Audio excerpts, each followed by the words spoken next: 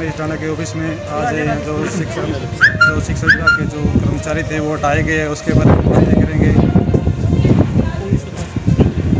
आज 1983 पीटीआई के समर्थन में सभी कर्मचारी कमलेश डांडा के निवास पर पहुंचे हैं और कमलेश डांडा जी को पहले ही मैसेज दे दिया गया था कि आज ज्ञापन दिया जाएगा, लेकिन ये मजदूर और किसानों को बेटे सभी पीटीआई टीचर और सभी कर्मचारी इनके समर्थन में यहाँ पे पहुंचे। लेकिन कमलेश डांडा जब उसको पता चला कि यहाँ पे आ रहे हैं, वो माता बनबोरी का बहाना बनाकर यहाँ से निकल गई। हम चाहते हैं कि सरकार जब वोट मांगने का समय आता है तब तो लोगों के बीच में आके बैठते हैं, जब लोग अपनी आवाज़ रखते हैं तो मंदिर और गुरुद्वारों का नाम लेके वो बाहर चले जाते हैं। ऐसी सरकार की घटियापन यहाँ पे नजर आ रहा है। सरकार को शर्म आनी चाहिए, कमलेश डांडा को शर्म आनी चाहिए। आप क्या चाहते हो कमलेश डांडा जी से?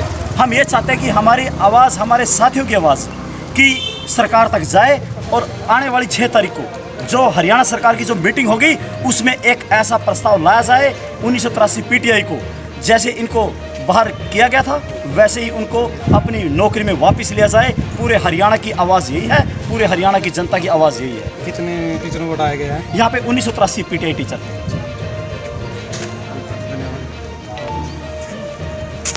सर, आज जो ये टीचर निकाले गए हैं किस वजह से निकाले गए इसके बारे में बताएं। ये सिर्फ ओनली केवल राजनीतिक की वजह से निकाले गए हैं।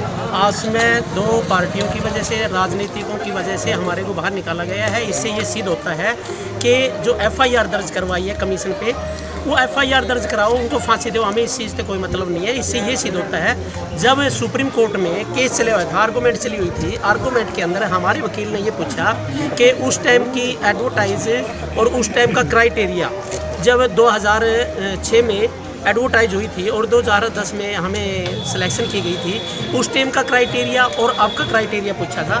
लेकिन सर कमीशन ने क्या किया, सिर्फ ओनली पीटीआई का क्राइटेरिया दिया, ना उस टाइम का क्राइटेरिया दिया, ना अब का क्राइटेरिया दिया। क्राइटेरिया जबकि वही है, अब भी वही क्राइटेरिया, अब भी वही प्रोसेस है, पहले भी वही प्रोसेस था। और उस टाइम सरकार ने, कमीशन ने हमारी पैरवी नहीं की। अगर कमीशन हमारी पैरवी करता तो आज हमें ये दिन नहीं देखने पड़ते। क्यों? क्योंकि उसने, जज ने ये पूछा कि वो क्राइटेरिया उस टाइम का, आपका क्राइटेरिया और कितनी वैकेंसी आपके पास, जबकि लगभग 600 साढ़े 600 पीटीआई की यानी कि टीजीटी की, फिजिकल एजुकेशन की सीटें खाली थी और अब भी खाली है। ये तो तथ्य है, रिकॉर्ड है। लेकिन उस टाइम कमीशन ने सिर्फ नील दिया और ना ही कोई क्राइटेरिया दिया, ना हमारी पैरवी की। सरकारी वकील था जो कमीशन का, वो बोले भी नहीं है, बोले जी हमारे पास तो रिकॉर्ड सिर्फ 4 रजिस्टर लेके दिए कि हमारे पास तो सिर्फ ये रिकॉर्ड है और कोई रिकॉर्ड नहीं है, डिस्ट्रॉय हो गया है। जबकि जिस भी भर्ती पे कोई भी सुप्रीम कोर्ट का, अगर कोर्ट का कोई भी केस है तो सारा का सारा रिकॉर्ड रखना पड़ता है। हमारी पैरवी नहीं करना, हमारा रिकॉर्ड न देना, और अब जाकर के हमें साथियों को कहते हैं कि आप, दुष्यंत चौटाला कहता है कि एफआईआर दर्ज कराइए उस टाइम के कमीशन को, उस टाइम के चेयरमैन को, उस टाइम के अपॉइंटेड अथॉरिटी को और उस टाइम के सीएम को। भाई हम कौन है एफआईआर दर्ज करवाने वाले? ये तो कमीशन का, सरकार का काम है या कोर्ट का काम है। सरकार कराओ या कोर्ट कराओ, हमें क्या मतलब? हमें तो अपनी नौकरी से मतलब है। जो सरकार ने प्रोसीजर किया है हमने वो अडोप्ट किया। क्या हम जबरदस्ती से तो आए नहीं, क्या धक्के से तो आए नहीं है? हम सारे के सारे प्रोसीजर अडोप्ट करके, सारे के सारे फॉलो करके तब हम भर्ती में आए थे और सही आए थे। आज 10 साल के बाद 11 साल में हमें 1 मिनट में निकाल दिया गया है। और सुप्रीम कोर्ट ने भी ये कहा था कि जो प्रेजेंट लॉकडाउन है, प्रेजेंट लॉकडाउन के बाद 5 महीने तक आपने सिर्फ भर्ती करनी है। कोई ये डायरेक्शन नहीं दे रखी थी कि ये 10 साल का अनुभव है इनको रिलीव कर दो। रिलीव करने का कोई डायरेक्शन सरकार को नहीं थी, ओनली कमीशन को डायरेक्शन थी 5 महीने में भर्ती करनी। लेकिन इन्होंने, कोरोना की महामारी में जानबूझ करके राजनीति का अपनी चमकाने के लिए हमें रिलीव किया गया है। ये राजनीति के, दोनों राजनीतिकों के बीच में हमें, हमारी पेट पर लात मारी है, हमारे साथ घनौन किया है, हमारे साथ ऐसा वो किया है जो आज तक किसी ने भी नहीं किया। 1996 से लेकर के 1 नवंबर 1966 से लेकर आज तक एजुकेशन डिपार्टमेंट में, चाहे सिर्फ 29 दिन के हो, चाहे 6 महीने के लिए हो, चाहे एडहोक पर हो, चाहे डेली वेजेस पर हो या 89 पर हो, कोई भी कर्मचारी नहीं निकाला है। इतनी लंबी सर्विस के बाद हमें निकाला है। और ये सुप्रीम कोर्ट ने भी लिखा हुआ है, जज ने भी लिखा हुआ है कि हमारी मजबूरी है। लेकिन सरकार ने जानबूझ के किया हमारे साथ। इसमें कोई शक नहीं, इसमें कोई द्वेष नहीं है कि हमारा ना कहीं इलीगेशन है किसी भी प्रकार का। सिर्फ ओनली 3 पॉइंट हैं सरकार के जो एडवर्टाइज की थी। एडवर्टाइज के बाद हमारे 200 नंबर का पेपर, 25 नंबर का इंटरव्यू था, लेकिन उसके बाद कैथल और जींद में ये पेपर हुआ था, वो टेक्निकल कारण से या चीटिंग की वजह से पेपर कैंसिल हो गया। पेपर कैंसिल होने के बाद फिर डेट रखी, फिर प्रशासनिक कारणों से वो पेपर कैंसिल कर दिया। फिर शॉर्ट लिस्ट की, शॉर्ट लिस्ट के बाद 5000 कैंडिडेट बचते थे। उसके बाद वो सीएम से मिले तो सभी के सभी का इंटरव्यू ले लिया। इंटरव्यू सभी ने फॉलो किया, चाहे वो सिलेक्टेड है अनसिलेक्टेड है। उसके बाद 4 महीने इंटरव्यू चला, 1.5 साल बाद हमारा रिजल्ट आया। उसके बाद 1 साल के बाद आरटीआई से लेकर के हमारे पर केस किया है, और उस केस में अब जो लास्ट में जो सुप्रीम कोर्ट में था, अगर सरकार पैरवी करती तो हम आराम से बचते। हमारे सिर्फ यही कारण है, ओनली सिर्फ ओनली केवल राजनीतिक द्वेष से हमारे को निकाला गया। सरकार से आपसे यही गुजारिश कर रहे हैं कि अब हमको जो हटाए गए उसको दोबारा वापसी लिया। हम सरकार से हमारी मात्र एक ही मांग है कि 1983 पीटीआई उसी डेट से उसी पेपर नो के नो हमें बहाल किया जाए। ठीक है जी। पहले जो 200 नंबर का पेपर रखा था, 25 नंबर का इंटरव्यू रखा था। अगर 200 नंबर का पेपर, जब अगर 200 नंबर का पेपर होता है तो 25 नंबर का इंटरव्यू होता है। जब वो पेपर कैंसिल हो गया है, उसके बाद जब सभी के इंटरव्यू रखे हैं, इंटरव्यू में जो 1998 और 2003 में पीटीआई की भर्ती हुई थी, वही प्रोसीजर अपनाया गया है। उसमें 30 नंबर का इंटरव्यू, 30 नंबर की एकेडमिक और 30 नंबर की शैक्षणिक थी। तो इसलिए इसमें 30 में से नंबर दिए गए हैं, ये पूरा लिखित में है। और इसमें एक और बात मैं आपको बताना चाहता हूँ कि सिर्फ ओनली प्रोसेस है ना, जो कमीशन का प्रोसेस की वजह से हमारे को निकाला गया। और वो प्रोसेस का कारण क्या है कि अगर सुप्रीम कोर्ट में सरकार कमीशन हमारी पैरवी करती तो आज ये दिन नहीं देखने पड़ते, हमें राजनीति का शिकार हो।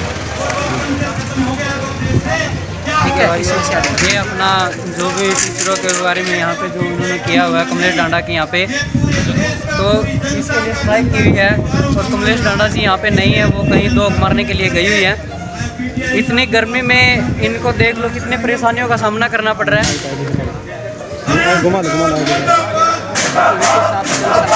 सारे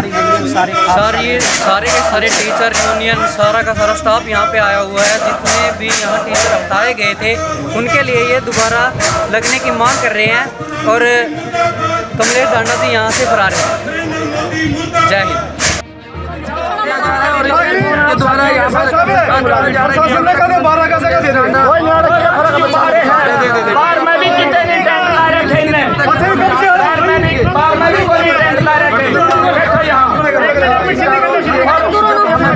जब हमने कल जो है बोल दिया गया था कि मंत्री कमलेश डांडा को शांतिपूर्वक ज्ञापन सौंपेंगे, तो आज इनको जो है मौके पर मंत्री कमलेश डांडा नहीं मिली। पानी भी आप अपना पीवाएंगे, इनका पानी नहीं पीवाएंगे। इनकलाब इनकलाब और यहाँ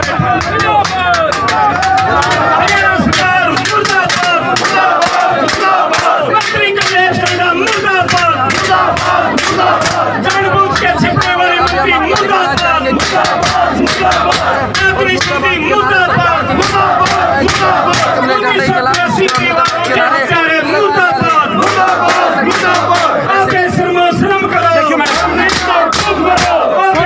श्रम करो, हरियाणा सरकार मुर्दाबाद, मंत्री कमलेश डांडा मुर्दाबाद, नहीं डरेंगे खुद से, खींच लेंगे कुर्सी से, नहीं डरेंगे भुक्की से, खींच लेंगे कुर्सी से, नहीं डरेंगे भुक्की से, खींच लेंगे कुर्सी से, नहीं डरेंगे भुक्की से, जिंदाबाद जिंदाबाद, साडा हक नहीं डरेंगे भुक्की से, नहीं डरेंगे भुक्की से, नहीं डरेंगे भुक्की से, नहीं डरेंगे भुक्की से, नहीं डरेंगे भुक्की से, साडा हक, साडा हक, साडा हक, साडा हक, रोजगार छीनने वाली सरकार मुर्दाबाद,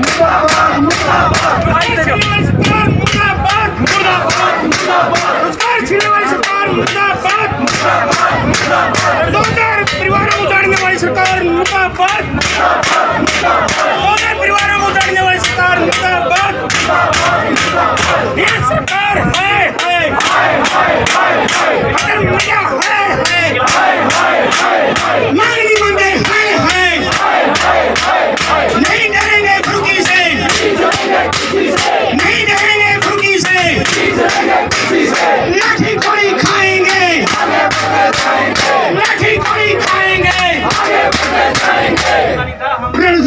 मुर्दाबाद का रोजगार बचाएंगे लाठी गोली खाएंगे लाठी गोली खाएंगे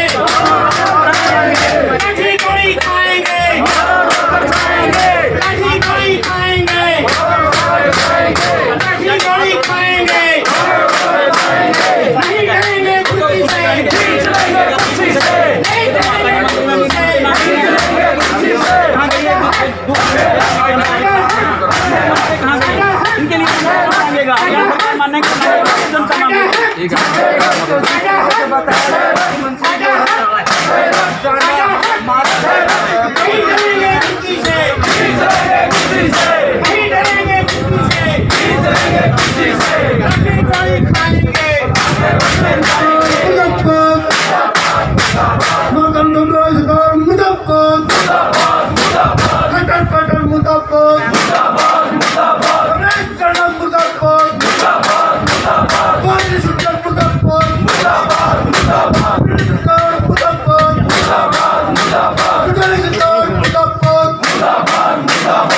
मंत्री मुर्दाबाद